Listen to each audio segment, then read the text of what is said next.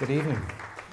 I'd like to talk to you about your body, particularly the bacteria in and on your body.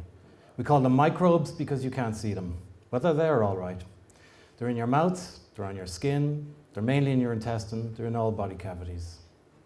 And we can't live without them. We need these.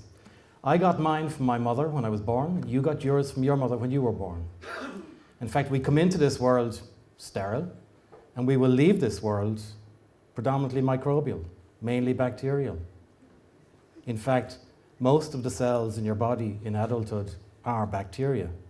Only a minority of the cells in your body are human.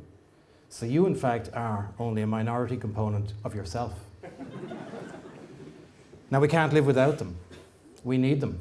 We wouldn't develop normally without them.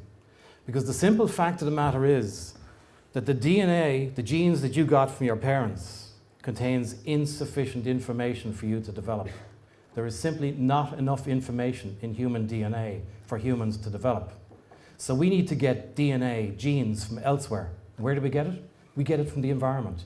We get it from the bacteria, the microbes that colonize us. We get those from our mothers when we're born. Now, a number of things happened to me along the way that convinced me that what I was doing was not quite irrelevant, but I could really focus my research in a much more meaningful area. And the first event occurred when I was working at the University of California in Los Angeles. And being the youngest member of staff at the time, I got to do all the lectures that nobody else wanted to do. So the last man in the door, they gave me one day a lecture to do on intestinal contents. And in the course of preparing for this, I came across some experiments that changed my life.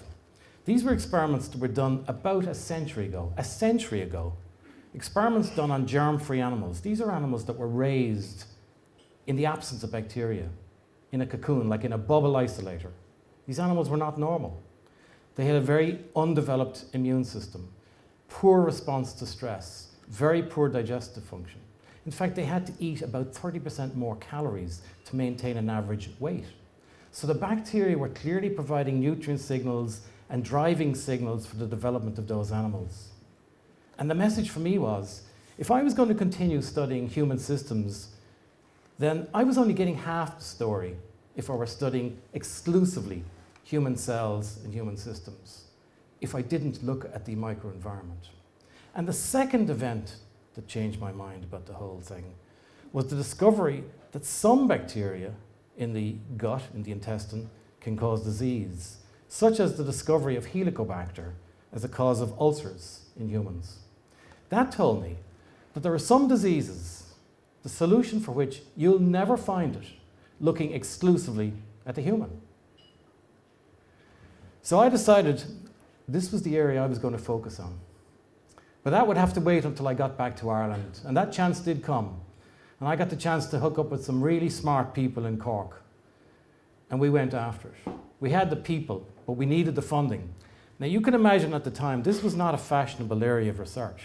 Imagine trying to convince Science Foundation Ireland that we wanted to set up a thing that became the Elementary Pharmabiotics Centre in Cork, and we were going to study human feces. And we were going to find new solutions for foods and new drugs in human feces. That's not an easy sell, let me tell you, 10 years ago. But other people had the idea as well, and they started working as well, and there was a flurry of discoveries. And several people related changes in the bacteria in the skin and in the intestine, changes that occurred particularly in youth, changes that would increase your risk or change your risk of certain diseases. The diseases I'm talking about include cancer, cardiovascular disease, heart disease, diabetes, even obesity, and also immunologic diseases, allergies. We knew we were on the right track, and we were well set up to make a difference here. We had the people to do it, and we went for it. I'll just give you two examples of some of the discoveries and why they make a difference to you.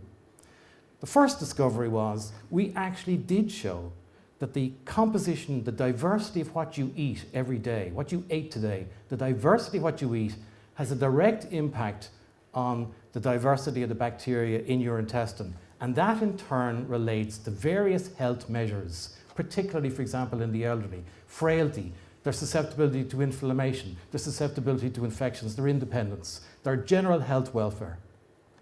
The next discovery was, we reasoned that if the bacteria is sending signals, if their DNA is sending signals for our development and our welfare, then it must be possible to probe those signals and develop new drugs and new ingredients for functional better foods. And so it is. I told you earlier that antibiotics can actually disturb your microbiota, but in actual fact, smarter antibiotics were being produced by these bacteria. And so it is, we found them. We found new antibiotics and even new anti-inflammatory drugs. Now, all of this is relevant to you and me. It's relevant to we here in Ireland, in our Irish economy that's ailing, because there's immediate impact on our food industry and our pharmaceutical industry if we're going to mine this for new foods and new drugs. But it gets better. For every euro that Science Foundation Ireland, for every euro that the taxpayer has invested in our research, we have recouped an additional euro. We have doubled the taxpayer's investment by foreign direct investment into this area. That's how hot this is. This has become the hottest area in biology, hottest area in medicine. And you don't have to take it from me. It was on the cover of the business magazine, The Economist, within the past month.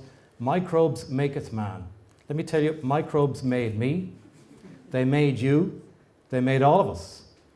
You need to mind your microbes. You need to mind them with the appropriate diet and avoidance of broad spectrum antibiotics. If you mind your microbes, they'll mind you. Thank you for your attention.